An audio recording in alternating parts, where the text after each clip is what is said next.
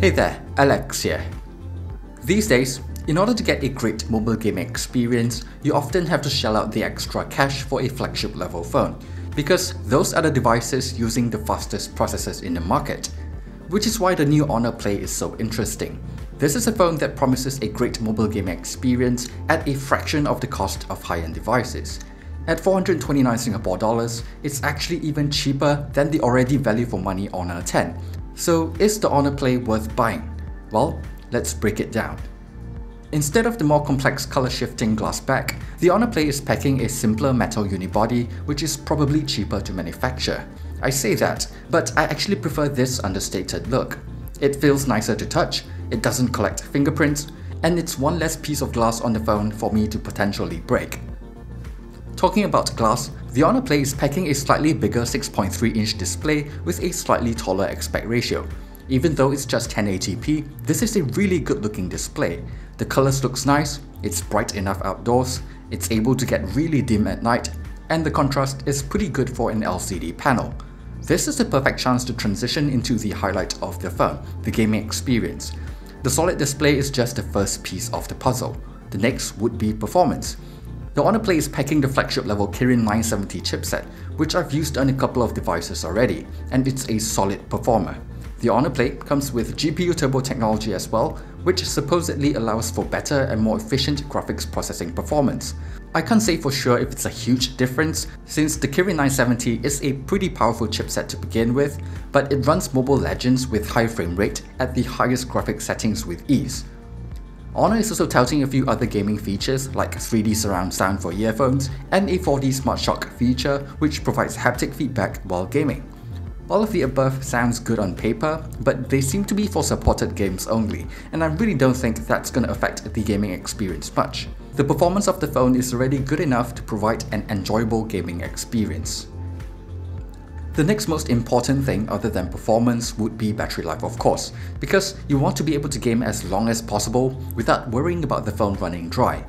With a slightly larger battery compared to the Honor 10, I'm seeing an average of over 6 hours of screen on time, which is quite impressive. So a day of usage on the phone is easily achievable even with gaming thrown in. So yeah, the Honor Play definitely provides a pretty sweet experience when it comes to mobile gaming, but it has to work well as a regular phone too, so I do want to talk about that as well.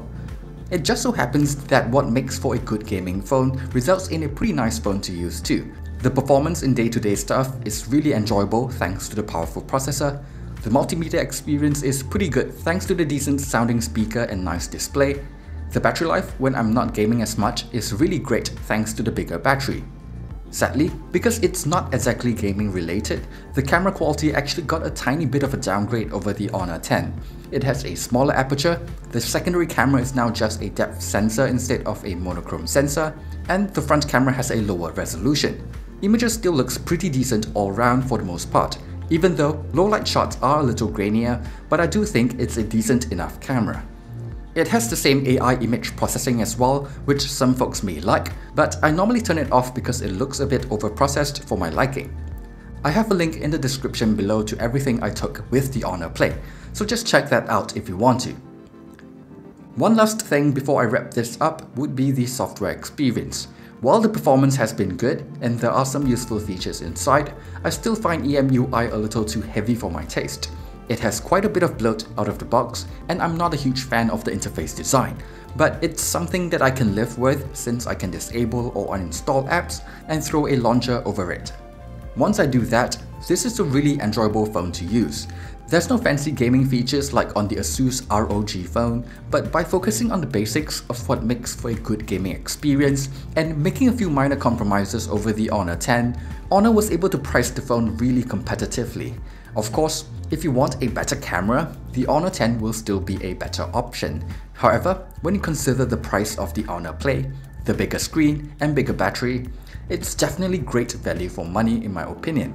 If you're looking for a budget gaming phone or just as much performance as you can get for as little money as possible, the Honor Play is a great option.